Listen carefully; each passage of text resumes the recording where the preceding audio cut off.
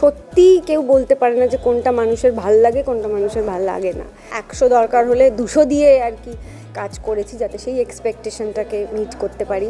প্রথম লুকটা যখন এলো তো সবারই একটা আলাদা ভালো লাগা তৈরি হয়েছে সেই লুকটা দেখে।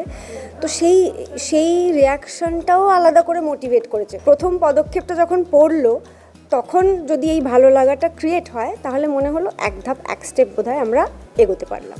আমি যদি ধারাবাহিক বন্ধ না করতাম তাহলে হয়তো আজকে গীতা সেনও হতো না, আইলোমা বাড়িতে যেটার কথা তুই আগে বলছিলিস যে প্লিজ এবারে আরেকটা বানাও, তো সেই ব্লকবাস্টারটাও হতো না, বা ভিটামিন এম এর মতন কিছুও হতো না। এই যে মনামি ঘোষটা সেইটাকে আমরা দেখতে পেতাম না। পদাতিকের প্রমোশনে আমি সমস্ত মা, মাসি, ঠাকুমা বা আমার বড়রা যারা আর কি তাদের শাড়ি পরবো। আমার কোথাও জানি না মনে হচ্ছে এর মধ্যে একটা আলাদা আশীর্বাদ আছে, কারণ এটা আমার জন্য একটা বড় জিনিস পদাতিক। নমস্কার, আর্টিস্ট টিভিতে আপনাদের সকলকে স্বাগত। আমি পূর্বাশা রয়েছি। আমার সঙ্গে যিনি রয়েছেন তিনি আপনাদের সকলের ভীষণ পছন্দের অভিনেত্রী, ভীষণ গর্জিয়াস, তিনি অভিনেত্রী মনামি ঘোষ। মনামিদি, স্বাগত আর্টিস্ট টিভিতে। Thank you so much. মনামিদি, একটা আড্ডা দিতে বসেছি। নিশ্চয়ই এই আড্ডা দেওয়ার পেছনে আমাদের কারণ আছে। তুমি প্রচণ্ড ব্যস্ত, এই মুহূর্তে ব্যস্ত, তার কারণ পদাতিক আসতে চলেছে আর জোর কদমে পদাতিকের প্রমোশন চলছে। এই যে পুরো ব্যস্ততাই সবটা সামলাচ্ছ কী করে ম্যানেজ করছো? আমার এটা সামলাতে একদম অসুবিধা হয় না, কারণ ঠিক যেরকম শুটিং করতে আমি পছন্দ করি, মানে ছবির যখন শুটিংটা চলছিল সেটাও যেমন আমি খুব ভালোবেসে করেছি, আর তোমরা তো সবাই জানো প্রমোশন করতে আমি তার থেকেও বেশি পছন্দ করি।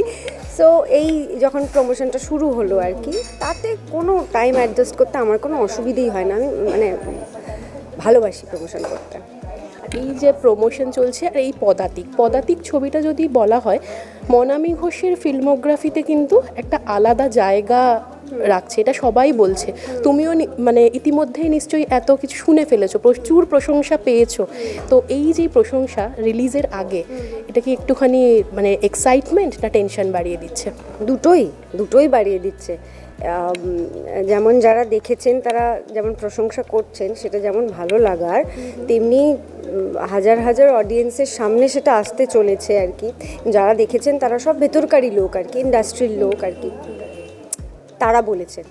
এবার অডিয়েন্সের সামনে আসতে চলেছে, তো সেই জায়গাটা আবার টেনশনের, ভয়ের, কারণ আজকাল সত্যি কেউ বলতে পারে না যে কোনটা মানুষের ভাল লাগে কোনটা মানুষের ভাল লাগে না।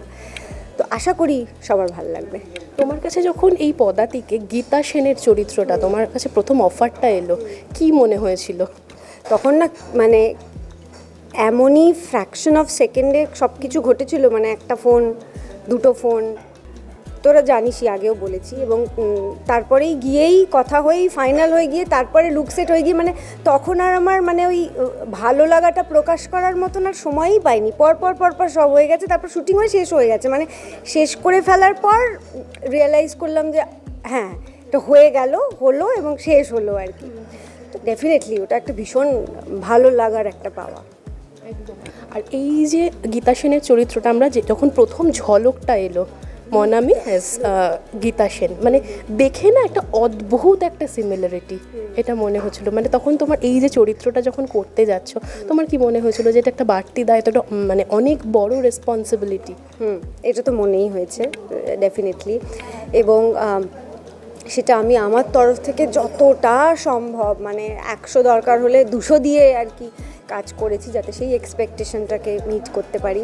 এবং সত্যি যেটা একবার তোকে তুই বলছি, একবার তুমি বলছি, যাই হোক তুমি তুইই বলো, তুইটাই আমাদের চলে।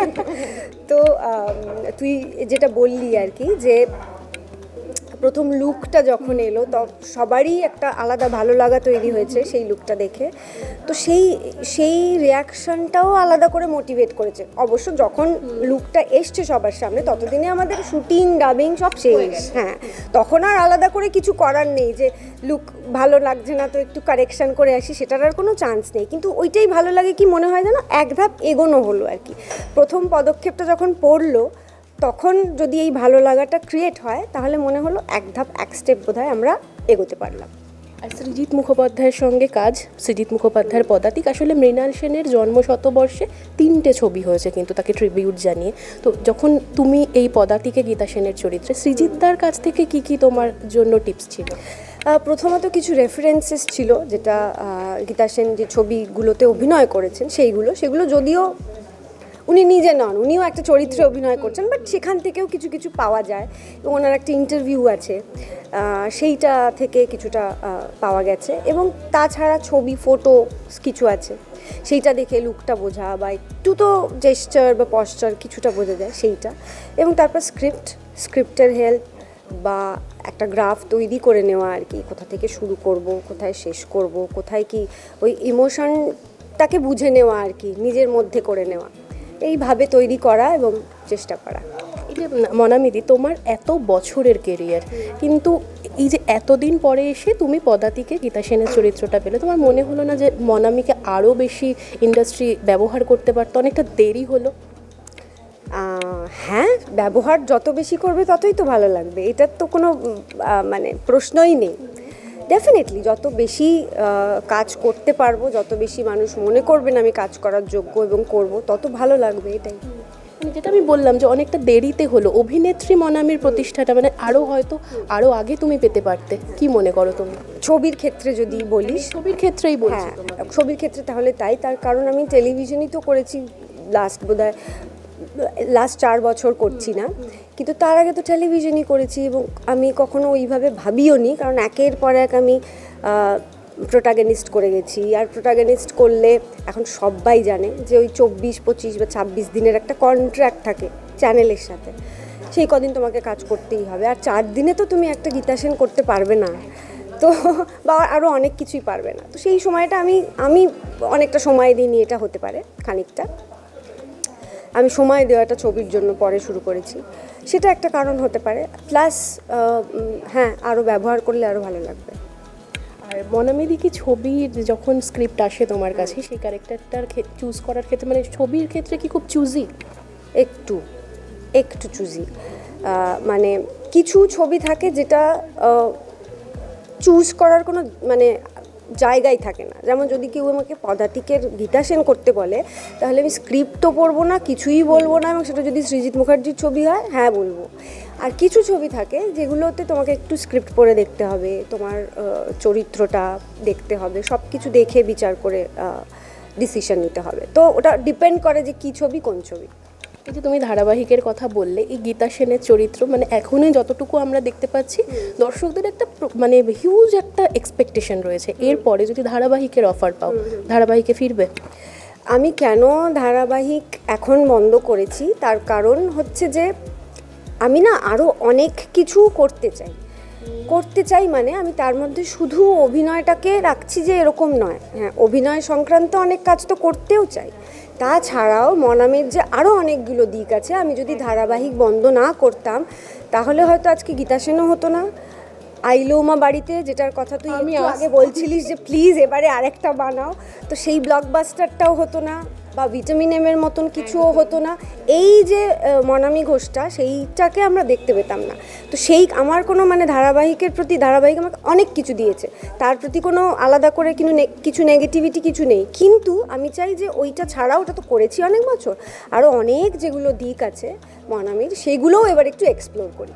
এই যে তুমি যখন বললে মনামির আরও অনেকগুলো দিক এক্সপ্লোর করবে, মানে সত্যি, মানে না হলে আমরা এই আইলো উমা বাড়িতে পেতাম না এত ব্লকবাস্টার হিট। দর্শকরাও হয়তো এটার পার্ট 2 বা কিছুর জন্য কিন্তু অপেক্ষা করছেন। সবাই পুজো আসছে, পুজোতে হয়তো রিলস বানানোর জন্য এটা একেবারে মানে আদর্শ গান, কত যে এটার রিলস হয়েছে, মানে তুমি নিজেও দেখেছো প্রত্যেকটা জিনিস। তো এই যে মানে যখন তুমি আইলো উমা বাড়িতে বানালে, এত মানে হিউজ যে সাকসেস হবে, এটা কি ধারণায় ছিল, বা এটা দ্বিতীয় পার্টের চিন্তাভাবনা চলছে?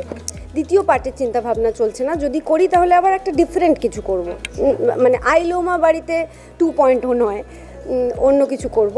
আর আগে যেটা বললি যে হ্যাঁ, সত্যি শুরু যখন করেছিলাম তখন মনে হয়েছিল, পুরোটা যখন হয়ে গেল আর কি, ধর গান রেকর্ডিং হলো, তারপর আমরা ফ্লোরে গেলাম, শ্যুটটাও হলো, এডিটটাও হলো, তখন মনে হয়েছিল হ্যাঁ একটা ভালো জিনিস হবে, কিন্তু সেই ভালো জিনিসটা যে এতটা হবে সেইটা ভেবে উঠতে পারিনি, সেইটা মানুষ করে দিয়েছে।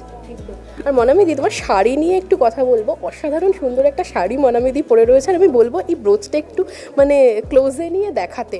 ভীষণ ভিন্টেজ। এটা কি তোমার নিজের কালেকশন? কোথা থেকে নেওয়া একটু দর্শকদের বলো তো। এটা একটা একটা খুব বম্বেতে একটা জায়গা আছে যেখানটাতে তোমার এরকম ভিন্টেজ জিনিসই পাওয়া যায়, আমাদের সব কিছুই ভিন্টেজ আর কি। তো সেখান থেকে এটা আমার দারুণ লাগলো, যেহেতু একটু জামা কাপড়ের প্রতি আমার একটু আলাদা আকর্ষণই আছে, তো এইটা ওখান থেকে কালেক্ট করা। আর যদি শাড়িটার কথা বলি, আমি ঠিক করেছি, এটা কালকেও আমি একটা জায়গায় বলেছি, যে পদাতিকের প্রমোশনে আমি সমস্ত মা, মাসি, ঠাকুমা বা আমার বড়রা যারা আর কি, তাদের শাড়ি পরবো। আচ্ছা, তো কাল আমি মায়ের শাড়ি পরেছিলাম, আজকে এটা পরেছি আমি আমার মেজো মাসিমণির শাড়ি। আমার কোথাও জানি না মনে হচ্ছে এর মধ্যে একটা আলাদা আশীর্বাদ আছে, কারণ এটা আমার জন্য একটা বড় জিনিস পদাতিক।